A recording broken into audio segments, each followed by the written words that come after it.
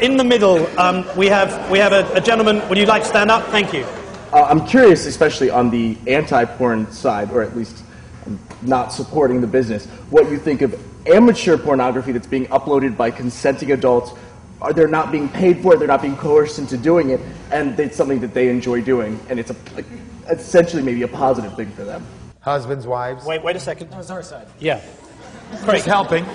Craig. I'll let Donnie address it because Donnie not only, that was Donnie's whole expertise, amateur porn. I had a site that was amateur porn. It was first-time people, and they're the ones that usually end up getting hurt the worst because, and it would apply also to the situation you're talking about because you don't think right now when you're uploading it how that's going to affect you long-term. You're going to, a lot of these people I think are going to really regret uploading the video because you can't take it back. Once it's out there, if you change your mind, you break up with the person, you don't want your next boyfriend to see you. But Donnie, what about the key point that was implicit in that question, which is that these people have not been coerced, there is no production company, there is nobody saying do X, Y, Z. Actually, these are consenting adults volunteering their own intimacy for the viewing of others. What could possibly be wrong with that?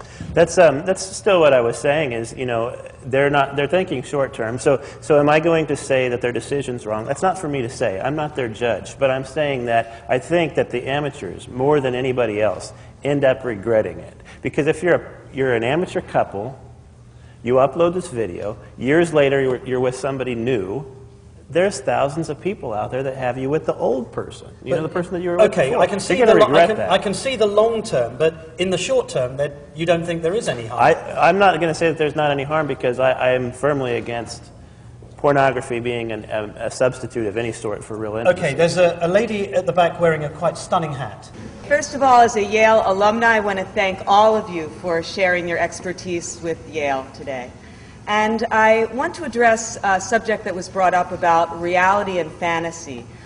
Some people said that, porn creates a fantasy, and that makes a lot of people feel badly about reality, which I would have to agree with. But isn't that true of Hollywood? Isn't that true of literature? Isn't that true of mythology? What is your question? Do you think that all fantasy that makes people feel bad about reality is bad? Yes, let me answer that. Susan, and you and I both know people that have been arrested or, for molesting their kids, that have seen this stuff, and it takes them to do things that they never thought they would do. These titles, Ron says, oh, this is fantasy. They don't really do this stuff. Not only degrading, but when you watch this stuff, you're going to want to go do these things. You're going to want to take this stuff offline, and a lot of times it's going to get you to do things you never thought you would do. And a lot of times, yeah, it is commit a crime. A lot of times it's doing stuff that you're not proud of, that you're ashamed of. I've been to your show, and what happens on that show is the most disgusting stuff I've ever seen. You might be a Yale alumni, but it's perverted. It's the worst stuff I've ever experienced in my life because of this stuff. Okay, 1 second. He is so full of crap.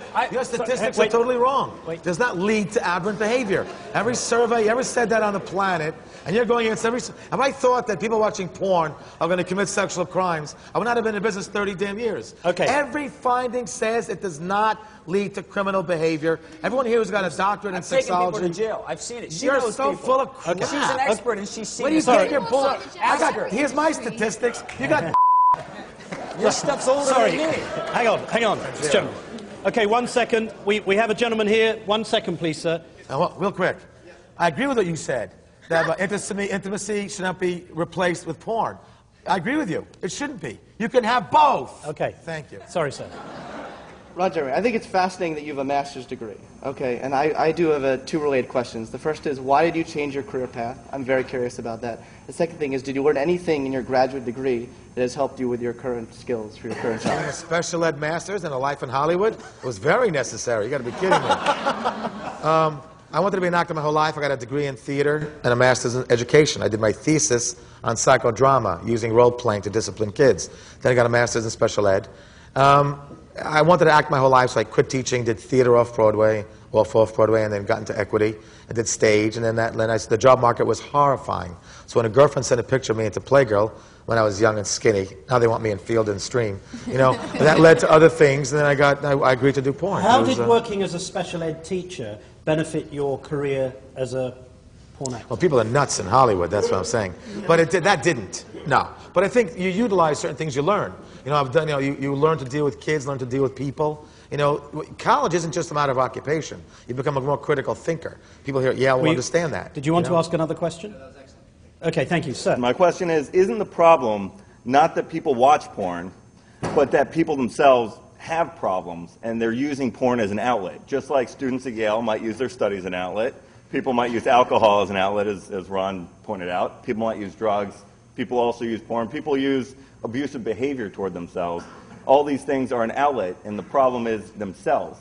We agree. You know, One second. That is absolutely true, and that's part of what I said in my statement when I was talking about how, you know, Ron's saying that porn spices up a couple's sex life, and that just basically says that there's a deeper root issue, and porn's just a Band-Aid. There are definitely deeper root issues. There's no arguing with that. What was the rest of your question?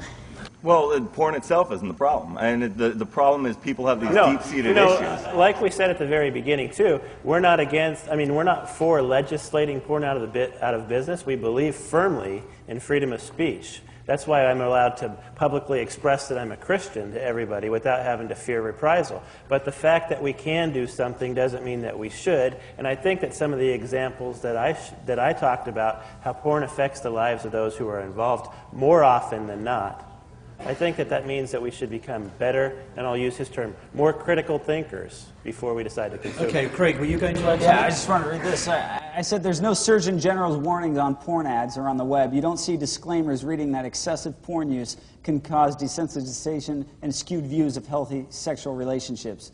You see words like hot virginal or collegians bear all. Porn is all or nothing, and they want everything. And so, yeah, I mean, we're not going to see...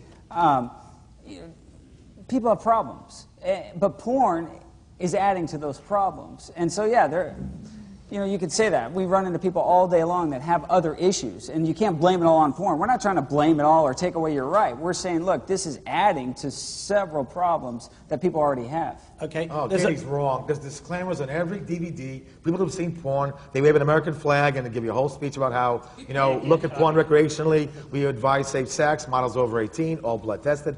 We have disclaimers in the beginning of every single DVD that comes out there. Okay. So, there's a lady right at the back. More than bottles of alcohol have, giving you warnings about you can get to a car crash if you drink too much. Okay, thank you. I wonder if we could get our cameraman there.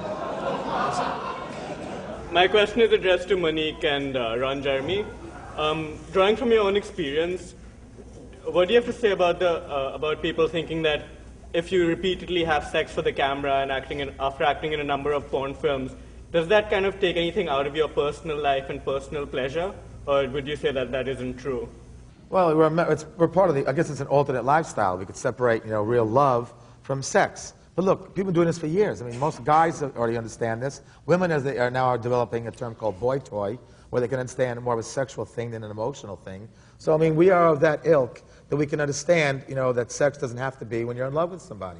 You can enjoy sex for sex sake. But the question, Ron, is, does the fact that you have to perform sex somehow denude and reduce the experience of intimacy that you would like in your real life, as opposed to your same professional? thing as the brothel workers in Nevada. You separate it. This is the person, they have that term called love or money. They don't really need recreational sex, a lot of them, because they're getting that. So it's like they have that real romantic lover. A lot of girls in porn have boyfriends and lovers and husbands, and they're totally intimate with them. So do you enjoy sex when you're not being filmed? More. Well, I think I want to go like this and go like this with the legs like that. Oh, I prefer it. Monique, we're performing on camera. With a girl alone, you're just having a good time. Okay.